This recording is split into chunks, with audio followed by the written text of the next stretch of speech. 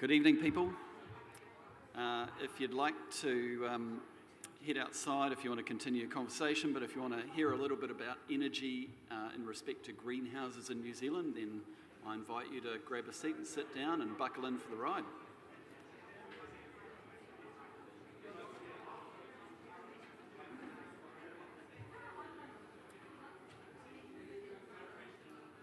Rightio. Look, give you a couple of minutes to vacate if you'd like.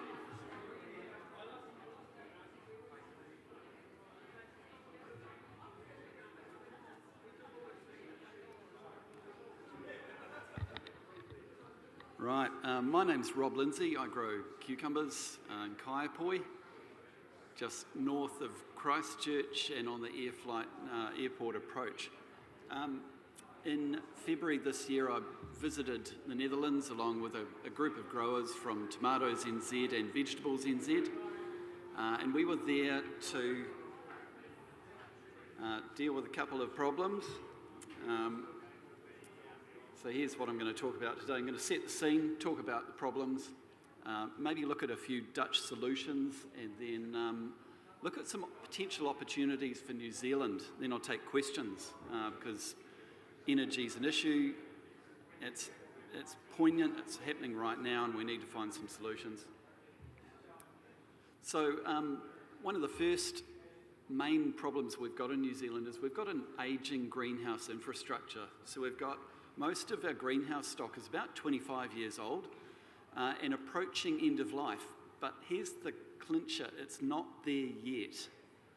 So we don't want to transition quickly and be left with stranded assets. Main questions we went over there to answer, or find some answers to, were how do we keep our current stock going till end of life? How do we decarbonise process heat? And when we put new greenhouses in, what's the latest and greatest technology that we can put in at the same time? Because there's no point putting existing technology into a new greenhouse. Right, first things, let's set the scene. So New Zealand, pretty big. Netherlands, pretty small. Fits quite neatly into the lower part of the South Island. So keep that in mind. Next, we've got population density. So in New Zealand, we've got an average of 1 person per 20 kilometres. And you can see in Auckland, you've got the blue indicates population density. So it goes up to maybe 10,000 people per square kilometre max. Netherlands, you've got population density. A, it's a small country, but B, massive population density, 544 people per square kilometre and up to 22,000 per square kilometre in the cities. So immediately they've got a much bigger population, I think 18 odd million, and their taxation base is much greater than ours, and population crammed into a much smaller area.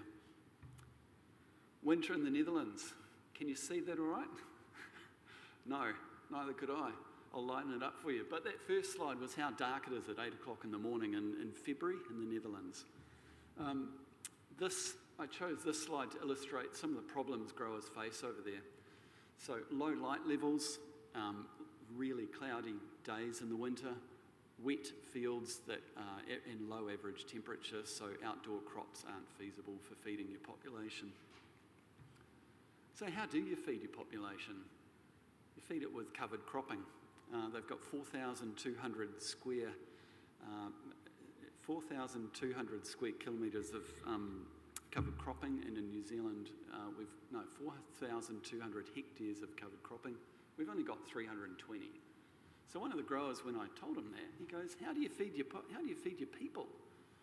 And it seemed like a throwaway comment at the time, but I reflected on that later, and in talking with a few more growers, discovered that the Netherlands had a famine, and I was blissfully unaware of that prior to heading over there. They had a famine towards the end of World War II when Dutch railway workers blockaded some railways in an attempt to thwart the Nazis. The Nazis retaliated and then blockaded a whole northwestern corner of the Netherlands, resulting in 22,000 people starving to death and a generational memory of that event. So Dutch growers, many of them in their 50s and 60s, remember stories from their parents that survived this. So that's kind of locked in their heads as a value. Feeding your people. Food is important and food security is important. So we're going to kind of segue away from food security. So hold that in mind. Food security, really, the Dutch value it is really quite high. James alluded to our energy mix earlier today in one of the energy sessions. And from an electricity perspective, we're pretty clean and green. Most of our electricity is generated from renewables. I went over there thinking the Netherlands were quite clean and green, but no, they're not. They're, coal and oil, natural gas make up the majority of their energy supply. So we're going to segue quickly from that into renewables. And James touched on it a little bit today, and I asked him a question, and he followed up on that. Renewables, read solar and wind, are inherently variable, and we can't change that. That's going to continue. So if they make up a greater portion of our energy mix going forward, then how are we going to deal with that inherent variability? What's energy used for in greenhouses? A number of things. We, as growers, we create the climate. We try and create the best climate to maximise photosynthesis. So temperature, moisture, CO2. And this is a big one. Currently our energy in New Zealand, so gas in the North Island, a lot of that is actually, it's not used just for heating the greenhouse, it's used for upping the CO2 concentration in the greenhouse to increase the yields by around about 20%. So if we move to an energy source that doesn't supply CO2, what are we going to do? Because otherwise growers have got not only the cost of changing their hardware to a lower carbon heat source, but they miss out on the CO2. And we don't have an easy source of CO2 on a nationwide scale yet. So some of the technologies that we found over in the Netherlands, this one isn't particularly groundbreaking. Heating warm or heating dry air takes less energy than heating wet air. So dehumidification, using electricity to dry out your greenhouse air is one option. Reducing demand is also a way of reducing the capital investment required to heat your greenhouses. So standard builds in the Netherlands now run two energy screens, and some of the newest ones are running three screens. So a blackout and then two energy screens that cross over each other. These latest technologies will give you 11% shading and up to 47% heat thermal retention. Another, some of the latest technologies we're exposed to over there is actually venting your hot, moist air, scavenging heat from that warm air, and then adding to it via another heater and then bringing fresh air in from outside with fresh CO2. So heating options used in the Netherlands can be any and all of those. So what we found was gas boilers still used, funnily enough. CHP, that stands for combined heat and power. So that's like a giant LPG engine that the growers burn. They burn LPG or natural gas, pump the CO2 into their greenhouse, and then the byproduct is heat, so they will heat water in their 3 million odd litre buffer tank. Geothermal was some of the latest latest technology over there, and the Dutch and Germans and Europe in general have quite a few district heating schemes, and these they're exploring geothermal not only for those, they're going down kilometres to find either pockets of hot water, or they're going down kilometres to find water, and then they scavenge heat from say biomass or renewables, and pump hot water down certain times of the year. So suck cold water up, pump it down into a different location, and then when there's demand for heat, they suck water out in the winter, normally, suck water out of that hot water source, run it through heat exchangers, and then heat their district hot water scheme or glasshouse. Still using biomass over there, and that was quite a big one. I've got a slide on that later on. And funnily enough, electrode boilers. So growers over in the Netherlands, because at certain times of the year and day, the amount of renewable electricity generated can be up to 5 times what the demand is on the grid. Growers are paid to turn on their electric boiler.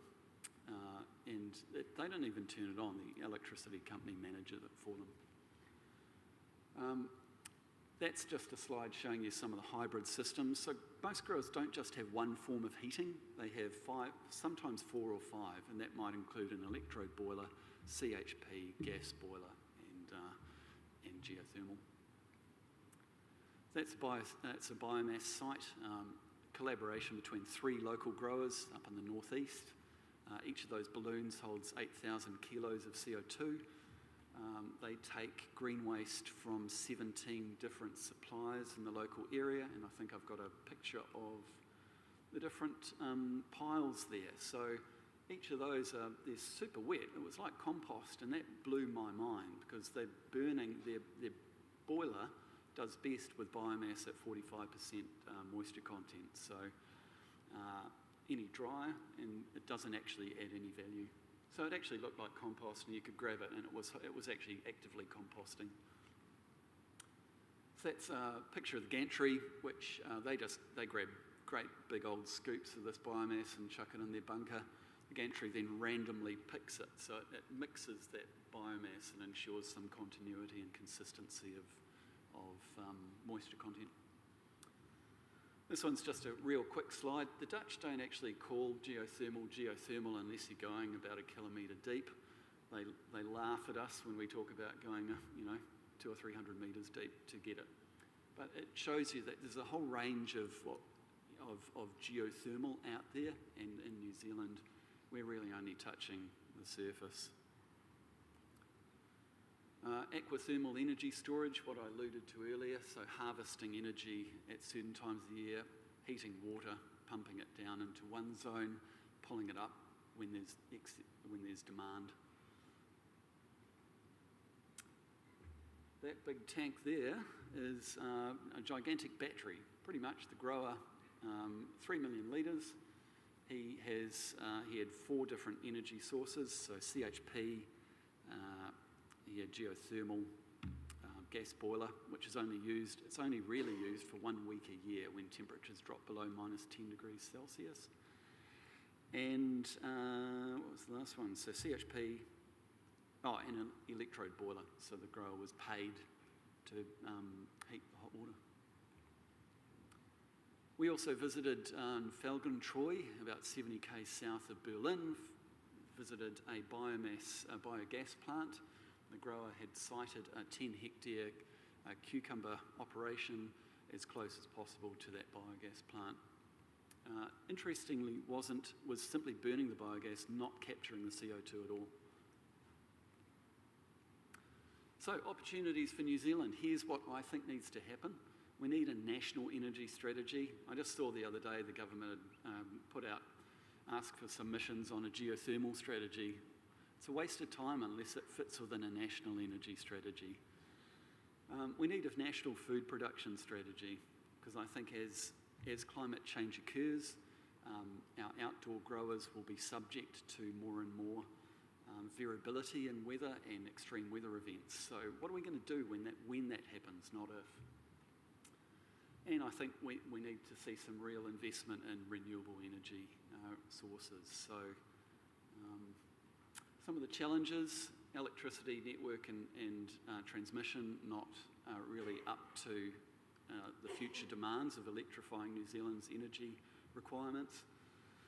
Scale, we're only little in a global context, so any solution developed overseas doesn't necessarily translate into something that's going to work for New Zealand. And the transition costs. It's going to cost us some serious money to get there. So James earlier today talked about the vision of electrification providing all of New Zealand's energy needs. I'm a little bit on the fence on that. I think that we may get there in 50 years' time, but we've still got to take some steps to get there. We can't just do this all in one fell swoop. So biomass is going to play a part in that, and eco-gas is going to play a part in that too. So with that, I'd like to hand over to our next speaker, and maybe we can take questions at the end.